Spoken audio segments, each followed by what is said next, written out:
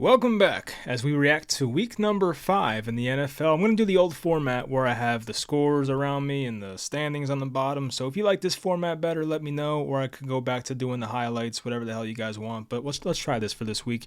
So we'll run through every game, talk about the observations of what I saw and who the real contenders are and who's really bad, like my New York Giants. So anyway, hope you guys enjoy the video. And let's get into it. Thursday night was actually not that bad of a game. It gave us the Chicago Bears, who were winless at the time, against the Commanders, who were 2-2.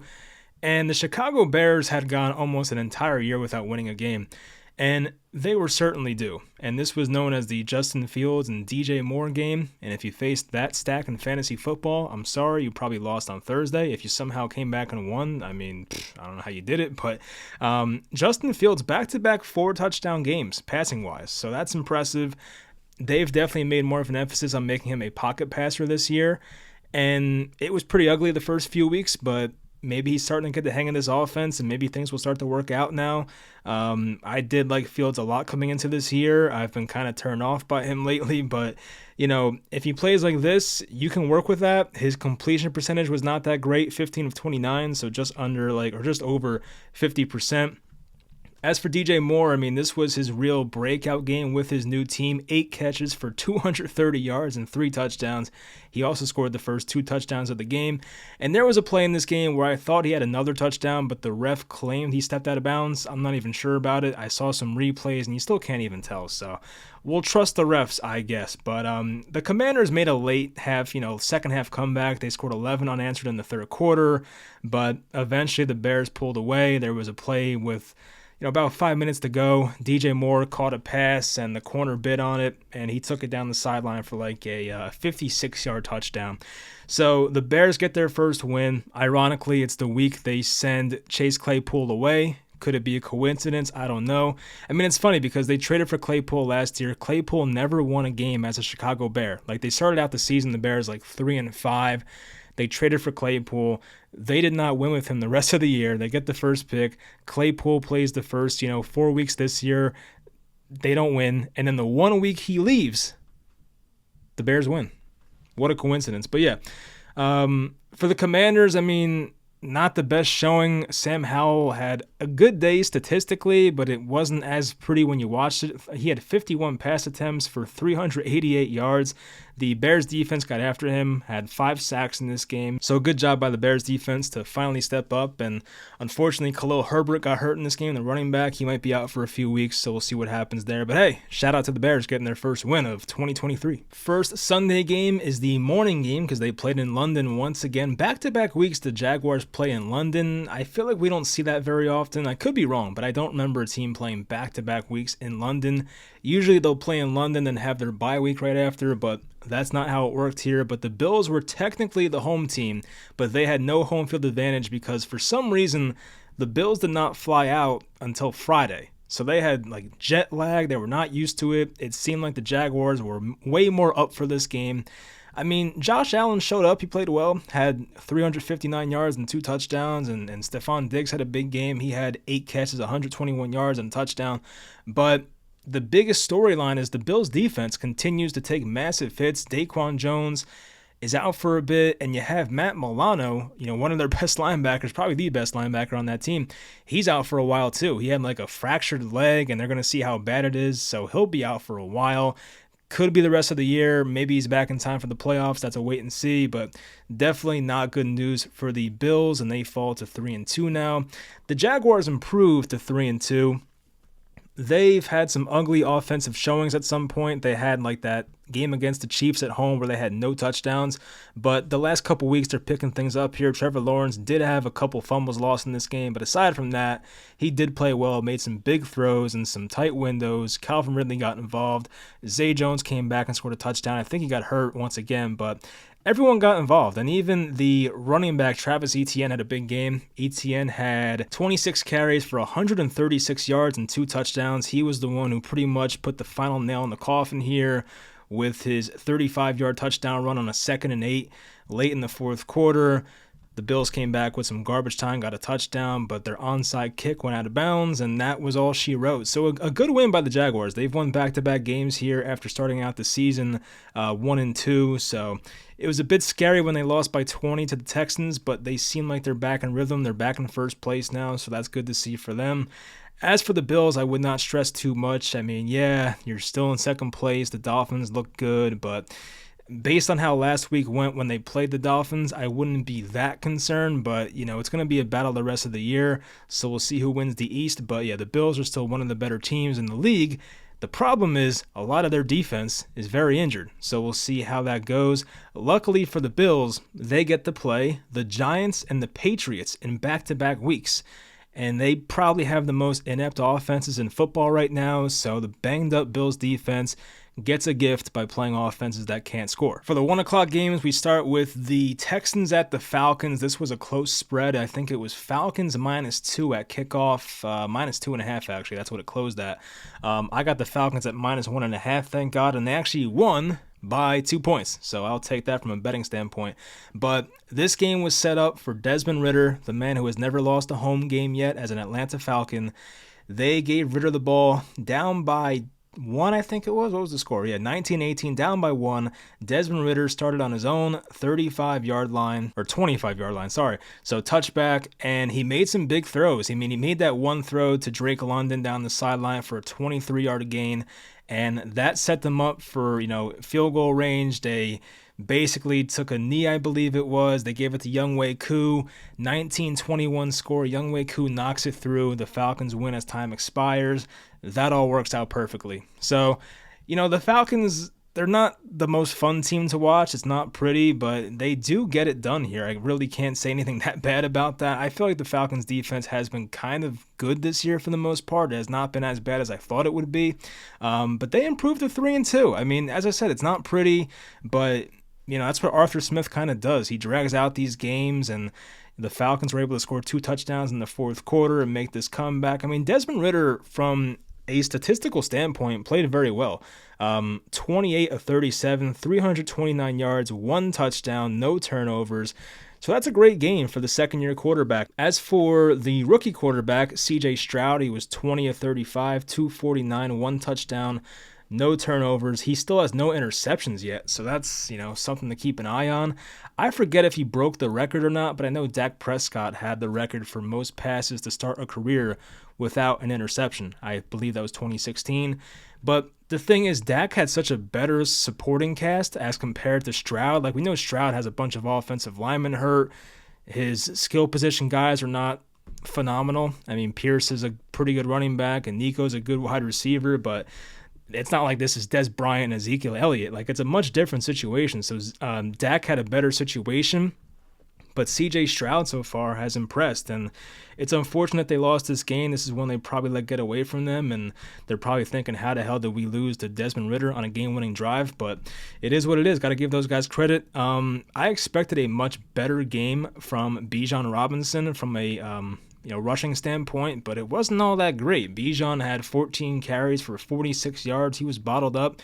Did lose a fumble too, so that was unfortunate. But Stroud keeps it going. The Falcons keep it going. So, I don't have very high expectations for these teams. I mean, the Falcons might make the playoffs. I did pick them to make the playoffs before the year started.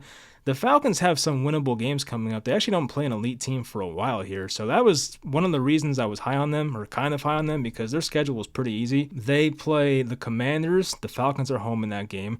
They're at Tampa, then at Tennessee, home versus the Vikings, at the Cardinals, home versus the Saints, at the Jets, home versus the Buccaneers, at the Panthers, home versus the Colts, at the Bears, and then at the Saints to close out the year. So, I mean, they really don't play an elite team the rest of the year. So the Falcons are going to be in like these toss-up matchups the rest of the year. Right now, they're 2.5-point favorites against Washington next week, so we'll see how that plays out. But As for Houston, it is a tough loss once again. Right now, they are 1.5-point underdogs against the Saints next week. So I'm not that high on the Saints. I know they had a big win this week, but I'll probably pick the Texans to win that game. But they still look all right, so I'm not that concerned about that team just yet. Next, the Carolina Panthers, who were, I believe, the last winless team remaining. They're now 0-5. They were at the Detroit Lions, who are now 4-1. The Lions took this one 42-24. And it probably should have been worse because they had a last-second touchdown, I believe. It was there was 2 minutes left. They had a touchdown to Adam Thielen. So if he was on your fantasy team, good for you. But the Lions got out to a quick lead. I think it was 28-10 at halftime. This was a weird game because I expected David Montgomery to have a monster game, and he did for the most part, but it wasn't as monstrous as I thought it would be. He still had 19 carries, 109 yards, 5.7 a carry, and a touchdown, but even that was a bit underwhelming. I really thought it'd be like 150 yards and multiple touchdowns, but Jared Goff continues to just play really well at home. Like, he is such a good home quarterback. He plays so well in the dome. Not the best road quarterback, but when you get a Jared Goff-led team in Detroit, it has gone pretty well for them. Their offense is completely different. In this game, the Lions did not have arguably their top two weapons in Jahmyr Gibbs, their first-round running back, and Amon-Ra St. Brown, their top wide receiver. But Josh Reynolds had 76 yards and a touchdown. Sam Laporta, the rookie tight end, had 2 touchdowns in this game. One of those plays was like a cool, double reverse, and Laporta leaked out, and he was wide open for like a 30-yard touchdown. So they found a way to get it done. And Jared Goff also had a rushing touchdown, a quarterback sneak. Teddy Bridgewater came in at the end, took a couple kneels, and that was it. So for Carolina, I mean, I don't know when they're going to get their first win. I don't love what I see from that team. Bryce Young's definitely adjusting to the NFL. I mean, his offensive line is not ideal either, of course, but it might take some time. You know, that's kind of the unfortunate part about it. Doesn't have great receivers either. Right now, they are 13.5-point underdogs at the Dolphins next week, so the Dolphins are probably going to just eat them alive, the Panthers, so that's a shame. But they play the Texans in week 8, so, you know, the first two quarterbacks take and play each other the week after that in week number 8, so that'll be interesting. But as for Detroit, I mean, they're in a good spot right now. They are in first place in that division. We're going to see what happens with the Packers tonight as they play the Raiders. I do not know what's going to happen yet. It's 7 o'clock Eastern time for me. But right now, the Lions are definitely in the driver's seat. They should win this division. They were hot in the second half last year. They got started a bit too late. But now it's like, hey, they started out well. They lost that one game to Seattle in week 2 at home. But aside from that, they're pretty much beating the crap out of teams. They beat the Packers by 2 touchdowns. They beat the Falcons by 2 touchdowns. They just won this game by 18 points. They did barely get by the Chiefs in week 1, but hey, any win in Arrowhead's impressive against Pat Mahomes, so they'll take it. But the Lions are in a good spot right now. We had an AFC South matchup between the Titans and the Colts. This was a game I did not know which way to go or which way to bet, and I do believe I ended up taking the Titans, which was wrong. I probably should have just stuck with my gut there. But the Titans closed as 2.5-point favorites on the road. It was unfortunate because Anthony Richardson, the 4th overall pick in the draft, he went down early in this game. He has an AC joint sprain, I believe it is, and he'll be out for multiple weeks. I assume he'll be out until after their bye. I believe the Colts have a bye in week 11, and they actually have a 9:30 game in week 10, so I'm assuming that's London or something. I don't know. But there's 5 games until their bye. I'm going to assume that Richardson doesn't play until the Tampa Bay game in week 12. I'm not a doctor, but I'm just making an assumption here. I'm assuming they want to be safe with their investment. They took 4th overall once again. But it's a shame. I love watching Anthony Richardson. He's just one of the most fun quarterbacks to watch, and he's been hurt now twice. And it was a play where he was just running to the right, and a couple guys fell on him, and he fell on his shoulder, and all that weight was on him, and that was just unfortunate. But got to learn to slide, I guess. He's got to protect himself much better. But anyway, Gardner Minshew came in, and I believe he looked fine for the most part. Minshew in this game, he was 11 for 14, 155 yards. I mean, that's solid. The big storyline was Zach Moss. This guy's came out of nowhere. He was a former Buffalo Bill, like a third or fourth round pick. He was traded there last year in the Naheem Hines trade. He's been out for the season, unfortunately. But Zach Moss has been just a diamond in the rough type finding for this team. 23 carries, 165 yards, 7.2 a carry, and 2 touchdowns.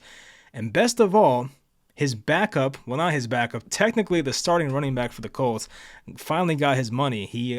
Jonathan Taylor got like a 3-year, I think it was like $48 million deal. So a pretty weird holdout where for once the running back actually gets rewarded for holding out. I feel like most times when a running back holds out, it does not end too well. But for Jonathan Taylor, he actually came back, signed the extension, and he played in this game, had 6 carries for 18 yards. But it's just funny how, like, the backup running back, Zach Moss, who's probably making, like, less than, like, $2 million for this year, is just severely outplaying Jonathan Taylor. Now, it's his first game of the year. I'm not going to be too hard on the guy. But you're getting 7.2 yards per carry from this guy, Zach Moss, who's paid nothing, and you still feel compelled to pay Jonathan Taylor. I just don't get it. If you were going to hold out the first 4 weeks, why do you cave now and pay the guy? I just don't get it. Like, you now have evidence that, hey, we have this cheap running back, Zach Moss. We can just ride him the rest of the year. But they still pay Jonathan Taylor? Like, that just doesn't make sense. But that's the Colts for you, I guess. As for Tennessee, I mean, their offense is not too pretty. The rushing attack was not great for them. It usually relies on Derrick Henry to get things going, but he could not. 13 carries for 43 yards, so that's under 3.5 per carry. So they couldn't get him going. DeAndre Hopkins actually played well. Hopkins had 8 catches, 140 yards, so it was like his first big breakout game as a Titan. Hasn't been the best fit so far, and I think Hopkins he's barely missed a couple touchdowns. He had that one off his fingertips last week. He missed one in this game as well. So he might get there soon, maybe a good buy low type of guy. I wouldn't personally. I don't love the fit in Tennessee, but you know, you do you. But anyway, this was a big game for the divisional standings. So now in the AFC South, the Colts are in second place, tied at 3-2 with the Jaguars. And now the Titans fall to last place at 2-3. So a bit of a surprise there. I was not too high on Tennessee personally, but I did think for sure they'd be the second team in this division, which they could be. I mean, all these teams are basically bunched up in one game back of each other. But, you know, not too encouraging from Tennessee so far. The Colts have been a good surprise, definitely. I feel like even with Gardner Minshew, they're competent. And Gardner Minshew gets a revenge game next week at Jacksonville, the team that drafted him. I think he was like a 6th-round pick or something, Minshew. Had a good amount of starts for them, so he'll get a revenge spot there next week against Trevor Lawrence and the Jaguars. That'll be interesting. But yeah, the Colts are off to a good start so far. The New York Giants were at the Miami Dolphins. I'm not going to spend too much time on this game because I talked about this game for a half hour yesterday. But a disappointing showing for the Giants. Daniel Jones hurts his neck. Positive news today. He should be fine. They're saying they're optimistic for him playing next week. It's hard to trust the Giants, though, because they made it sound like Saquon would be back a while ago. They made it sound like Andrew Thomas would be back a while ago. Neither has played yet. So do I trust the Giants with that? Not necessarily. So we'll see if Tyrod Taylor gets a revenge game playing Buffalo next week. But the Miami Dolphins, they looked great in this game offensively. Not so much Tua. Tua had 2 interceptions, and he threw a pick 6 for 102 yards, so that was rough. But I guess the story of this game is Devon Achane. 151 rushing yards on 11 carries, 13.7 per carry, and a touchdown. Unfortunately, he hurt his knee in this game, and we'll see how serious this is. It came out like around 2 o'clock or so today, so I don't know what the severity is, but we'll find out. Hopefully he's fine because he's very fun to watch. Raheem Mostert played well, 6.5 a carry. The Giants' run defense was non-existent. Tyreek Hill had 181 yards and a touchdown in this game, so he was doing his thing. But, yeah, it just felt like a very good offense versus a very bad defense, to put it simply. The Giants' defense could not compete with these guys, and it is what it is. Darren Waller got kind of involved, so that was good. The Giants' offensive line is still putrid, and I don't know who their quarterback's going to be next week, but I guess we'll find out. The New Orleans Saints were at the Patriots, and yeah, the Patriots suck. I mean, I have not been able to say that for a long time. Ever since I've been watching football, the Patriots have been at least competent. But we're at this point with them now where it's like, They really suck. I mean, they've scored 3 points in the past 2 games. Mac Jones is not it. I get the argument that his receivers don't get separation and all that. I get it. But someone made a tweet today, and it's so true, that Tom Brady had a, lacrosse player as his wide receiver too. He had, freaking Danny Amendola, the former quarterback at Kent State, Julian Edelman. Like, Tom Brady did not have the best receivers. Let's be honest. Now, I'm not comparing Mac Jones to Tom Brady, but if he can win Super Bowls with that, then why the hell can't Mac Jones look competent with this? I don't get it. But I understand it. I get it. Kendrick Bourne, Demario Douglas, Devontae Parker, Gesicki, Juju is washed up. It's not the best receiving core, but I feel like the Mac Jones thing is over. They're still remaining, he's still the starter apparently. I mean, Bailey Zappi's not much better behind him, but Mac Jones had 110 yards, no touchdowns, obviously, 2 interceptions. He was 12 of 22. He threw a pick six to Tyrann Mathieu, who I have not heard of in a while, but he had a pick six in this game. And it was ugly. I mean, Mac Jones was being taken down by, I think, Carl Granderson, and he just tried to flip it to Hunter Henry. And Tyrann Mathieu was just there to catch it and just ran it in, just no problem. So Mac Jones has made a lot of dumb decisions lately, and he does not seem like the guy. And I do have a video coming out probably sometime this week about Bill Belichick and how it just ain't working no more. I feel like the whole coaching thing is just passing him by. The game is changing. He's been a terrible GM. And it feels like this is kind of just it for the Patriots. It feels like it's over. So it's a shame because, I grew up once again just watching the Patriots dominate year in and year out, except for those 2 Super Bowls I happened to witness, which was very good. But it just feels like now it's over. There's no coming back from that. So we'll see if Belichick hangs around. He wants to probably beat the all-time coaching wins record, which I believe he's still 29 wins away from that. So if he's coaching mediocre Patriots teams, that might take another 4 or 5 years to get. And Bill Belichick is, I think, 71 years old. So we'll see how long he sticks around for, but once again, I will make a video about this coming up. A way more in-depth look. Derek Carr was his usual mediocre self. Kamara had a nice game. Kendre Miller showed some nice flashes, the rookie running back. Olave had a touchdown. He almost had another one. He basically had a touchdown, and I think it fell out at the end. He had it, he rolled over, the ball came out. He did not complete the process, that whole thing, so that was unfortunate.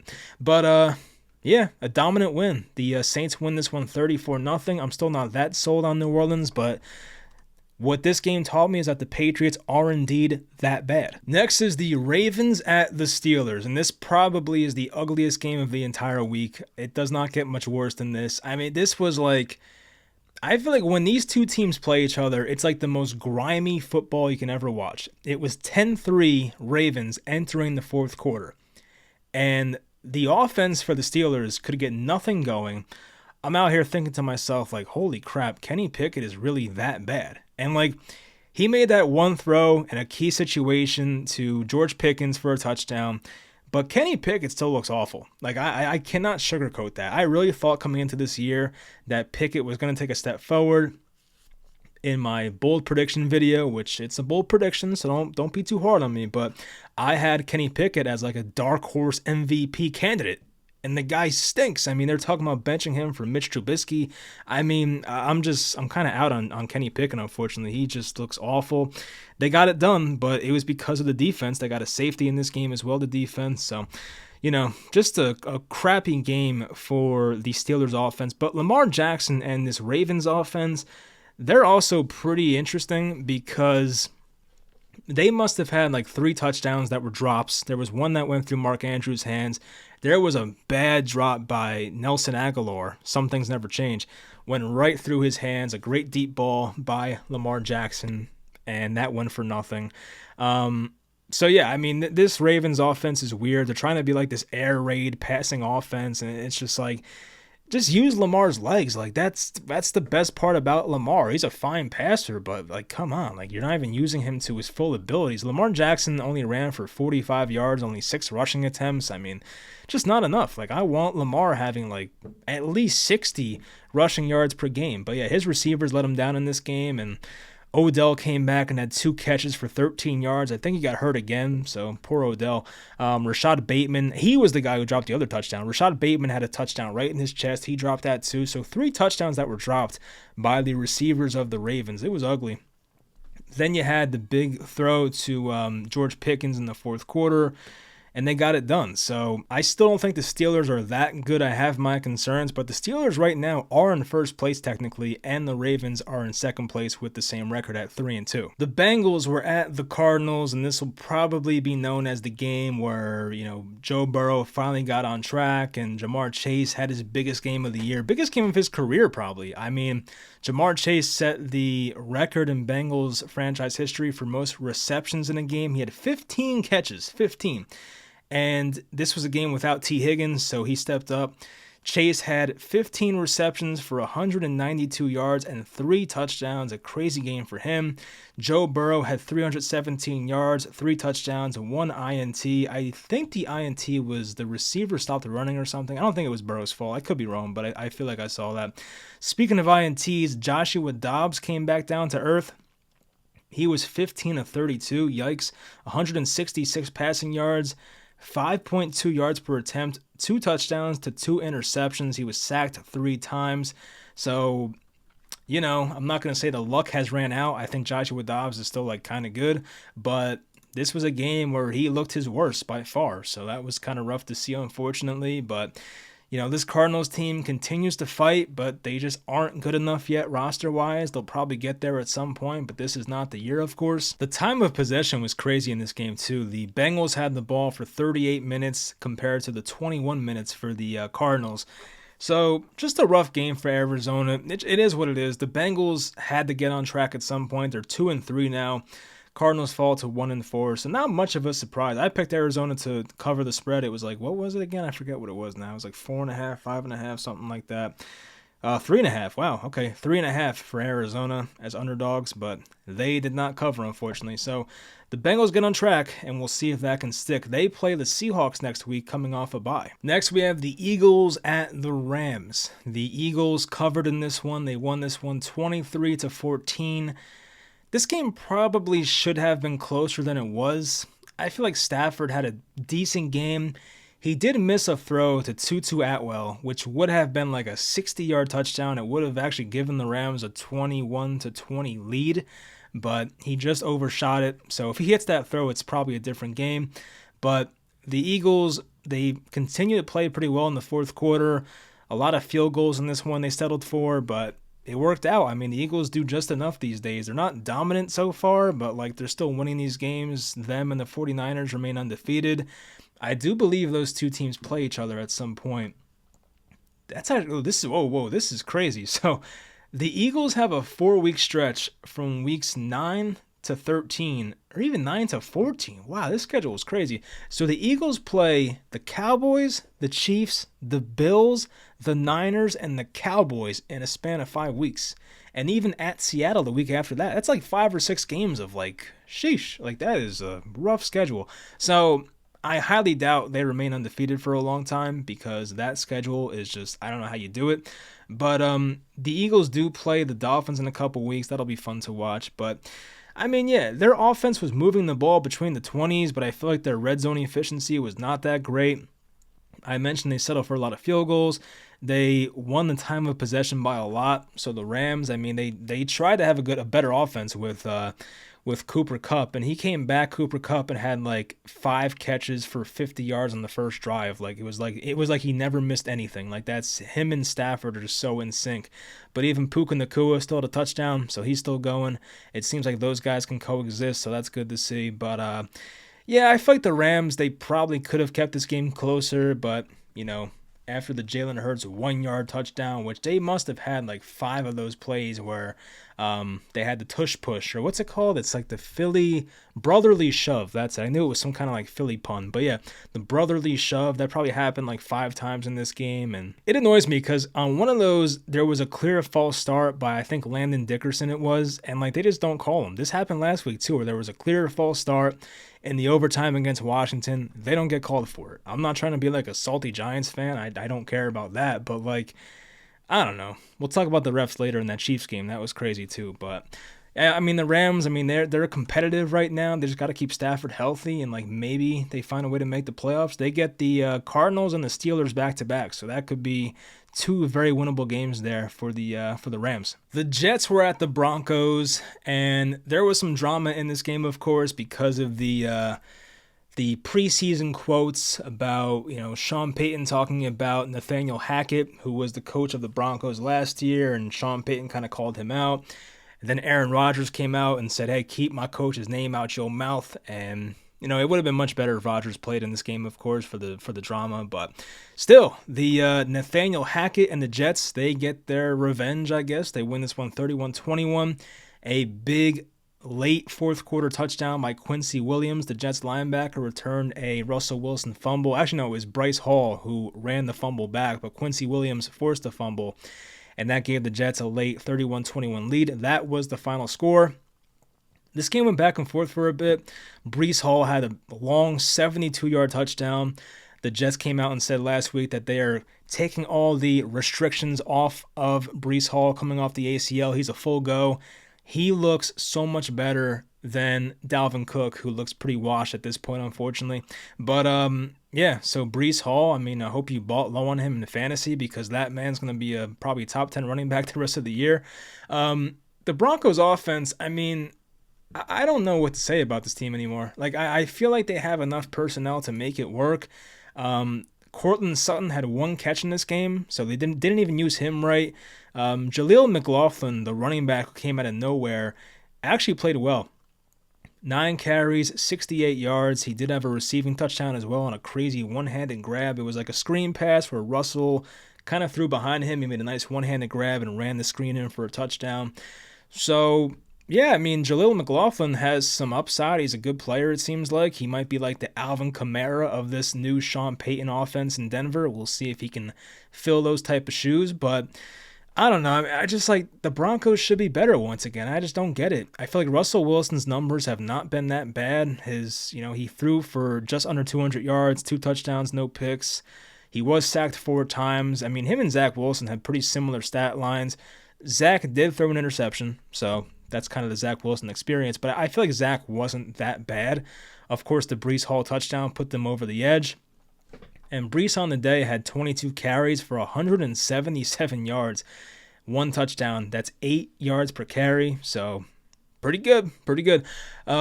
Receiving-wise, the Jets didn't do too much. Tyler Conklin had a couple nice catches. He had a really nice juke move on one of the linebackers for the Broncos. It was a really good route. But, look, the Broncos are just disappointing. There's nothing much else to say about this team. They're disappointing, and it seems like there'll be sellers at the deadline, and we'll see who leaves that team. It could be Sutton. It could be Judy. Trying to think who else they can sell on that team. I don't know, but people have talked about the possibility of trading Pat Surtain. That makes no sense to me, but if a team can get him, then good for that team. But now the Broncos fall to 1-4. The Jets are 2-3. They keep their playoff hopes alive for now, but the Broncos seem like they're pretty much done. The Chiefs were at the Vikings, and this was a rough one if you're a Vikings fan. Not only did Justin Jefferson leave early with a hamstring injury, which is obviously very scary to see, but they did get kind of hosed by the refs, not going to lie. Now, on the whole, the Chiefs were penalized more than the Vikings, so I can't say this game was fixed, quote-unquote, right? But late in the game, on the biggest call of the game, there was 4 minutes and 54 seconds left. It was a 4th and 12 on Kansas City's 24. Kirk Cousins goes back to pass. He throws up a deep ball for Jordan Addison, a jump ball basically. There was a pass interference. They threw the flag and everything. It was either that or defensive holding. And they, the refs did a little huddle up and they discussed it. They said that the ball was tipped, which that would negate the pass interference. But when they showed the replay, it was Kirk's arm that got hit, not the ball. So they get hosed on that. They pick up the flag. That doesn't count. And also, L'Jarius Sneed, a cornerback for the Chiefs, he took off his helmet to argue the call. Now, if you've watched the NFL for a while, you know that taking off your helmet in the field of play, that's like a 15-yard penalty and a first down. They Did not even call it. You can see the ref tell the Jarius Sneed, put your helmet back on. Doesn't throw a flag. So Vikings fans were livid. I was actually watching that game with a Vikings fan. He's not the biggest Vikings fan, but he was pissed. I mean, like, I'd be mad too. Like, that was some clear, like, throw the flag. Like, that's a flag. Like, don't warn the guy. You know the rules. Like, you can't tell the guy, hey, put your helmet on. I don't want to throw this flag. Like, it was so stupid. And they picked up the flag when they shouldn't have. It wasn't a tipped ball. It was his tipped arm. So, the Chiefs got the ball back. They got to, like, midfield. They had the punt. And the Vikings got the ball back with 1 minute to go, no timeouts left. The Vikings' timeout management was horrible in this game, so I blame them for that, of course. But they were going for a Hail Mary, and Cousins got sacked, and that was it. So the Chiefs win. They cover. They win by 7, 27-20. So I kind of feel bad for the Vikings. That one call really changed the game. It was the difference between having the ball on the Chiefs' 1 yard line, down by 7, and a chance to tie the game, or turning the ball over on downs. So that was the biggest play in the game, and unfortunately, it did not go their way. We also saw Travis Kelce get hurt. He came back and played. The Chiefs do play on Thursday against Denver. We'll see if Kelce plays. I feel like he'll probably stick it out, but they don't need him to beat the Broncos, so maybe they play it safe. I don't know, but we'll see what happens. As for Minnesota, they are now 1-4. So, teams like Minnesota and the Giants, who very obviously overperformed last year, are now a combined 2-8, but not much of a surprise, I guess. The Cowboys were at the San Francisco 49ers on Sunday Night Football, a highly anticipated matchup that was not that good. It was 42-10 was the final score. The Cowboys get demolished. The 49ers remain undefeated, and they look like the best team in football by far. I know Philly's undefeated. I know some other teams like the Chiefs. You can't, discount them. But just in terms of dominance in their victories, the Niners are on a different level right now. They look so good. Brock Purdy still has no interceptions. He had 4 touchdowns in this game.